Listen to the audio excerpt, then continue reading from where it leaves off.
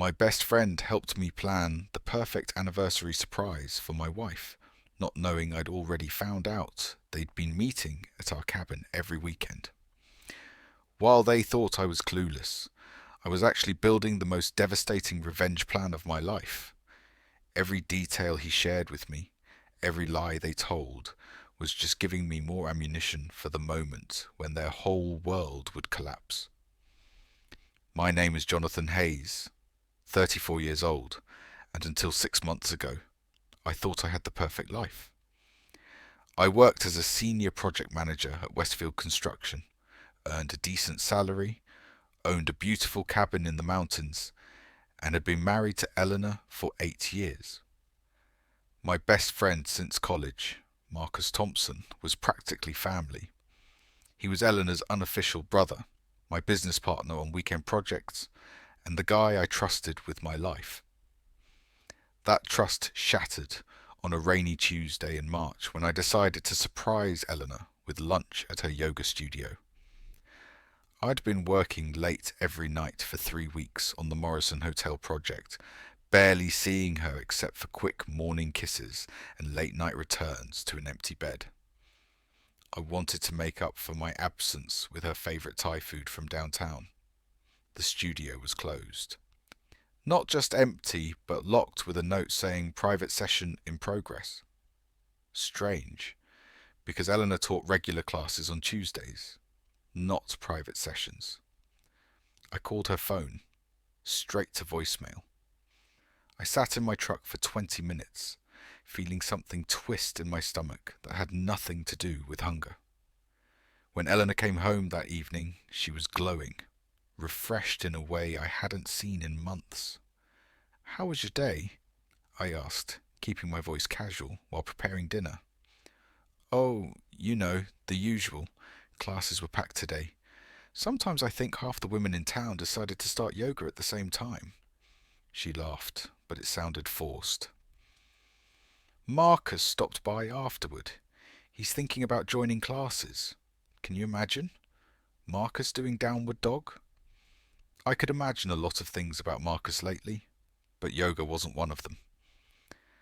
"That's great," I said, stirring the pasta sauce. "Maybe it'll help with his back pain from the construction work." Eleanor nodded enthusiastically, already moving toward the shower. Exactly what I told him. We talked for almost an hour about different poses that might help. An hour. At a closed studio. With a note about private sessions. That night, I lay awake listening to Elena's breathing, analysing every detail of our conversation. Marcus had never mentioned back pain to me. In 15 years of friendship, through college football, construction jobs, and weekend hiking trips, he'd never complained about his back. And Eleanor's studio didn't offer private sessions on weekdays. I'd helped her design the class schedule 2 years ago. The next morning, I called the studio. "Hi, this is Jonathan Hayes, Eleanor's husband. I'm trying to plan a surprise for her and wanted to know when she might have free time between classes." The receptionist, a cheerful college student named Amy, was happy to help. "Oh, Eleanor doesn't teach on Tuesdays anymore. She switched to weekends only about 3 months ago." "Didn't she tell you?" 3 months. Eleanor had been leaving every Tuesday for 3 months, claiming she was teaching classes that didn't exist. I thanked Amy and hung up, my hands shaking as I reached for my coffee. The cup felt cold, like everything else in my world had suddenly become. I didn't confront Eleanor immediately. Something held me back. A voice in my head that sounded suspiciously like my father. "When you suspect something's wrong, son, don't react. Investigate. Gather facts. Make sure you understand the whole picture before you make decisions you can't take back." My father had been a detective for 30 years before he retired. His methodical approach to problems had saved me from countless mistakes over the years. So I started paying attention. Really paying attention. Eleanor's Tuesday absences weren't the only pattern. She'd started going to the grocery store on Saturday mornings, trips that took 3 hours for what used to be a 45-minute task. She'd joined a book club that met every other Thursday evening, but I never saw her reading anything except magazines. Her phone, which used to lie carelessly on kitchen counters and coffee tables, now lived permanently in her purse or pocket. Then there was Marcus, my best friend since freshman year at Colorado State, the guy who'd been my best man, who'd helped me build our deck last summer, who came over every Sunday to watch football and eat Helena's famous chili. Lately, he'd been different too. More attentive to Helena, more interested in her conversations, more likely to text her directly instead of going through me for plans. It was Marcus who suggested we surprise Helena for our upcoming 8th anniversary. "You should do something special, man. She's been working so hard with the studio expansion." "What studio expansion?" Helena hadn't mentioned expanding anything, but I nodded along, letting Marcus believe I knew what he was talking about. "What did you have in mind?" I asked, watching his face carefully. Marcus leaned forward, excited. "The cabin. You could set up a romantic weekend there. Candles, wine, maybe hire someone to cook her favorite meal. She loves that place." She did love the cabin. We'd bought it 5 years ago as a weekend retreat, a place to disconnect from the city and enjoy the mountains. Eleanor always said it was her sanctuary, the one place where she felt completely at peace. The fact that Marcus was suggesting it for our anniversary surprise felt thoughtful, even sweet. But something nagged at me. "Has she mentioned wanting to go to the cabin lately?" I asked casually. Marcus's expression flickered for just a moment, so briefly I almost missed it. "Not directly, but you know how she gets stressed with work. The cabin always relaxes her." That evening, I decided to do something I'd never done in 8 years of marriage. I checked our joint credit card statements online. What I found made my stomach drop. Gas station charges in Millfield, the town closest to our cabin, every weekend for the past 2 months. Grocery store purchases in the same town. A charge at Riverside Cafe, the little restaurant we'd discovered together last year and agreed was our special place. Eleanor had been going to our cabin every weekend, without me. While telling me she was working late or visiting her sister or dealing with studio business, and based on the amounts charged for groceries and restaurant meals, she wasn't going alone. I printed the statements and sat in my home office until midnight, staring at the evidence of my wife's deception. The charges painted a clear picture of regular weekend trips, romantic dinners, grocery shopping for two. The most painful detail was a charge at Miller's Hardware in Millfield for $67.33. Miller's sold the specific type of firewood that our cabin's fireplace required, the expensive kind that burned clean and smelled like cedar. Eleanor had bought firewood for romantic fires, with someone who wasn't me. I called in sick the next day, something I hadn't done in over 2 years. Instead of going to work, I drove to Millfield, parked near the cabin, and waited. It felt like surveillance, which I suppose it was. My father would have been proud of my patience and methodology. He would have been heartbroken about the reason. At 11:30, Eleanor's silver Honda Civic pulled into our driveway. She got out, stretched like she'd been driving for hours instead of 45 minutes, and went to the trunk. She pulled out grocery bags, a bottle of wine, and an overnight bag I'd never seen before. Everything about her movements suggested familiarity, routine. This wasn't her first visit. 20 minutes later, Marcus's blue Ford pickup truck arrived. I watched from 300 yards away as my best friend of 15 years embraced my wife of 8 years in the driveway of the cabin I'd saved for 2 years to buy.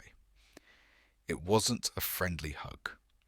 It was intimate, passionate, the kind of embrace that spoke of hunger and relief and coming home. They held each other for a long time before gathering the bags and disappearing inside. I sat in my truck for another hour, watching smoke rise from our chimney, thinking about the cedar firewood Eleanor had bought. Then I drove home, called my office to extend my sick leave for the rest of the week, and began planning. That night, Eleanor came home at her usual time, around 7:30. She looked relaxed and happy, the way she used to look after our own weekend trips to the cabin. "How are you feeling?" she asked, pressing her hand to my forehead with genuine concern. "You sounded terrible on the phone this morning." "Much better," I said, managing a weak smile. "I think I just needed rest. How was your day?" She launched into a detailed story about difficult clients at the studio, a new yoga instructor she was considering hiring, problems with the building's air conditioning system. She was a good liar, I realized. Detailed, convincing, delivered with appropriate emotion and frustration. If I hadn't spent the day watching her with Marcus, I would have believed every word. "Marcus stopped by the studio today," she mentioned casually while we prepared dinner together. "He's really serious about starting yoga. I think it would be good for him." I nodded, chopping vegetables with careful precision. "It would. When did he stop by?" "Around lunchtime. We grabbed coffee afterward and talked about beginner classes." Another lie. At lunchtime, Marcus had been carrying groceries into our cabin while Eleanor arranged flowers she'd bought in town. But I just nodded and asked if he'd decided on a class schedule. Over the following weeks, I established my own routine. I would call in sick or take personal time every few days, always with a different excuse. Food poisoning, migraine headaches, a pulled muscle that required physical therapy. I became an expert at following my wife and best friend without being detected, documenting their relationship with the thoroughness my father had taught me. They met at the cabin every Saturday. Sometimes they'd arrive together, sometimes separately, but always for the entire day. They grocery shopped together in Millfield, holding hands and laughing like teenagers.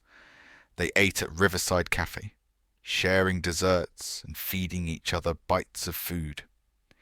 They walked the hiking trails we'd explored during our early dating years, Eleanor's head on Marcus's shoulder at scenic overlooks. Watching them together was like looking at a mirror image of my own relationship with Eleanor, except everything was newer, more passionate, more alive. They had inside jokes and private conversations. Marcus made Eleanor laugh in ways I hadn't heard in years. She looked at him with the same adoration she'd once reserved for me. The worst part wasn't the betrayal itself. It was realizing how long it had been going on and how deliberate it was. This wasn't a moment of weakness or a single mistake. It was a carefully constructed double life, complete with established routines, shared secrets, and long-term planning. By the end of the first month, I had enough evidence to confront them or file for divorce. Photos of them together, credit card records proving the deception. Even a spare key to the cabin that I'd had made so I could document the evidence of their weekends together. But confrontation felt too simple, too immediate. They'd been planning this betrayal for months, enjoying themselves at my expense, laughing about how easily they were deceiving me. I wanted them to understand what it felt like to be completely blindsided. The plan began with our 8th anniversary, which was approaching in 6 weeks. Eleanor had been dropping hints about wanting a quiet celebration, Just the two of us. Maybe we could go to the cabin, she suggested one evening. It's been so long since we spent a weekend there together. The irony was breathtaking. She wanted to celebrate our marriage at the place where she'd been cheating on me every weekend for months. That sounds perfect, I said, pulling her close. I'll plan everything. You just worry about taking time off from the studio. Eleanor smiled and kissed me. And for a moment, I almost believed we could go back to the way things were before. Then I remembered Marcus loading groceries into our cabin while she arranged flowers for their romantic weekend. I called Marcus the next day. I need your help planning something special for Eleanor's anniversary, I told him. I want to surprise her at the cabin, really go all out. Flowers, candles, her favourite wine, maybe even hire a chef to prepare dinner. Marcus was enthusiastic, full of suggestions and offers to help with setup. She'll love that man. You know how much that place means to her. Oh, I knew. Over the next few weeks, Marcus became my unwitting accomplice in planning Eleanor's surprise.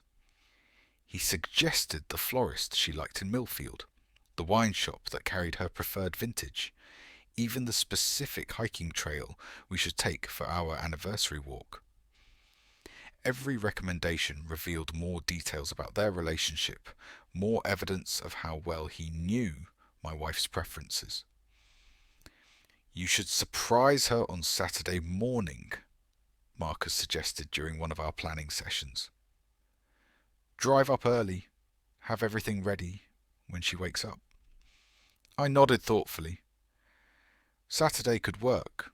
She doesn't have any studio commitments that day, right?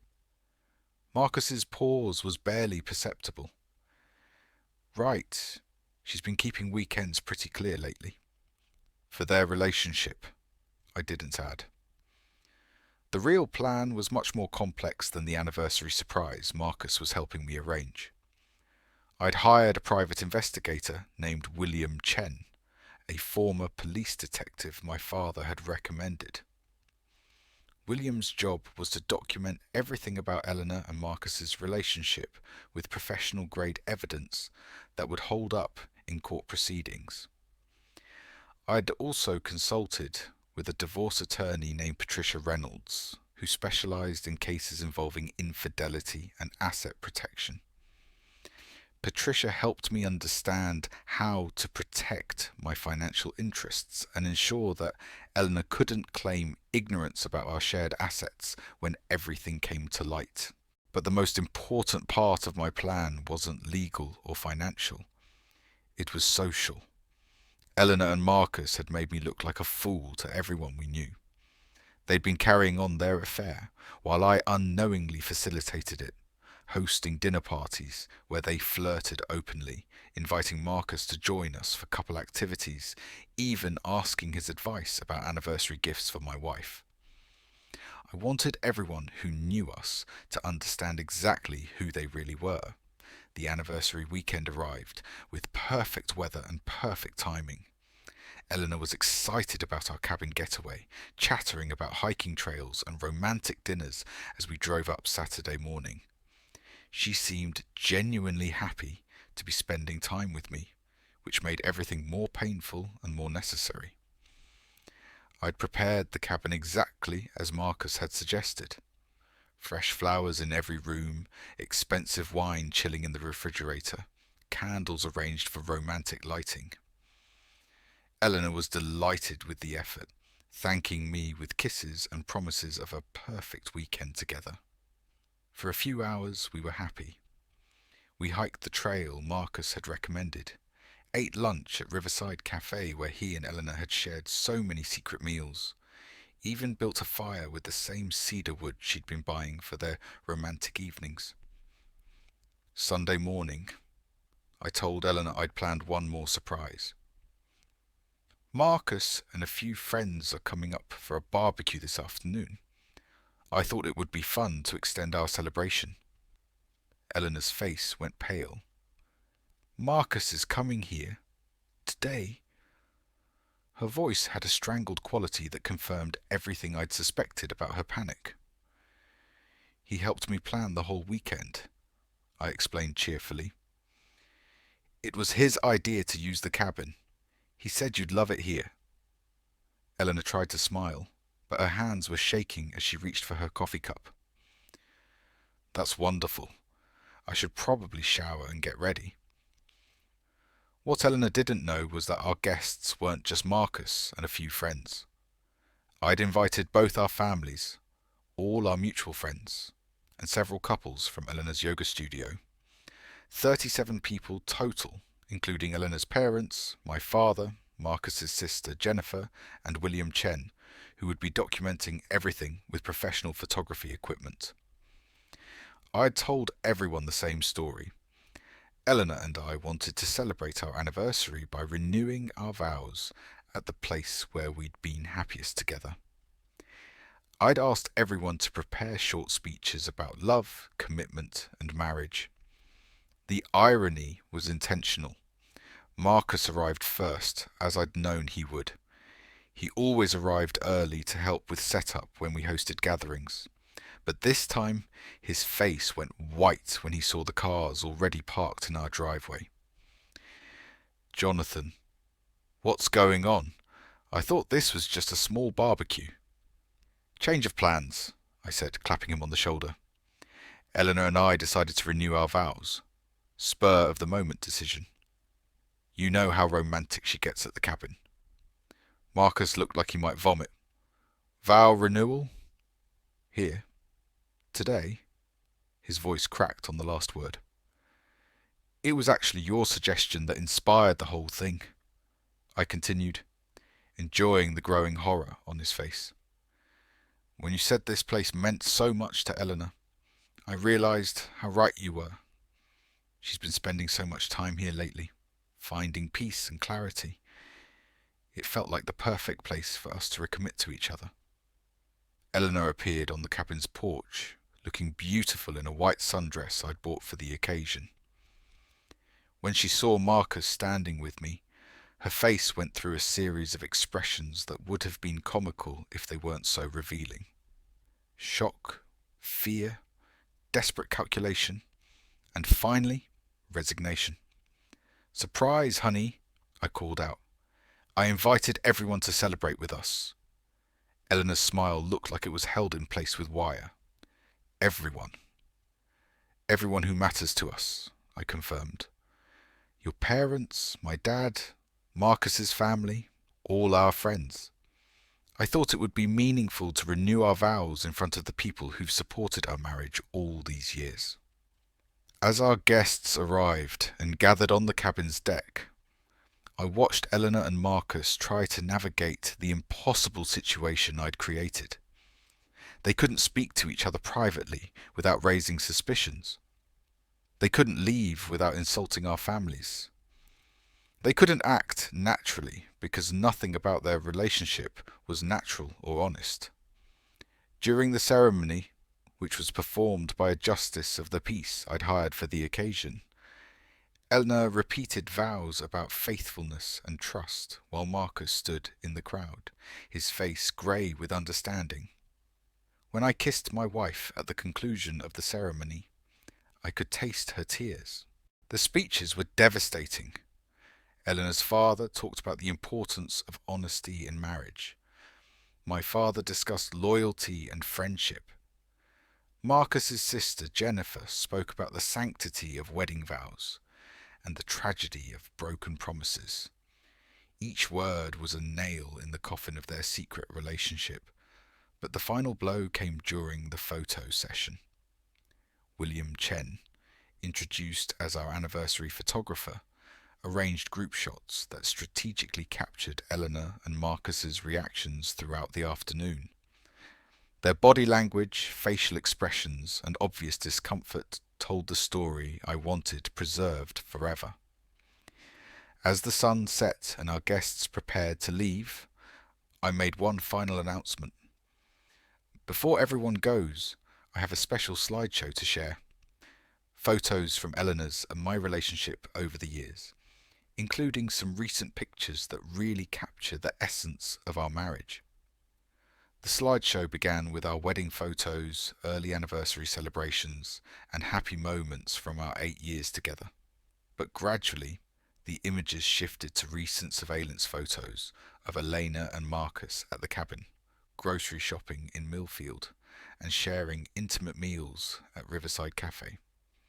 The final image was a photograph of them embracing in our driveway the previous weekend, taken with a telephoto lens that captured every detail of their passion. The silence that followed lasted forever and no time at all. Then Eleanor's mother began crying. My father stood up slowly, his face stone. Marcus tried to speak, but no words came out. I know some of you might be wondering about the timeline, I said calmly. These photos were taken over the past 6 weeks, during the period when Elena was supposedly working late and Marcus was supposedly helping me plan anniversary surprises. As you can see, they've been very dedicated to making this celebration special. Eleanor finally found her voice. Jonathan, please, let me explain. But there was nothing to explain. The photographs explained everything. The credit card statements I'd copied for everyone explained everything. The detailed timeline I'd prepared explained everything. Marcus left first, walking to his truck without speaking to anyone.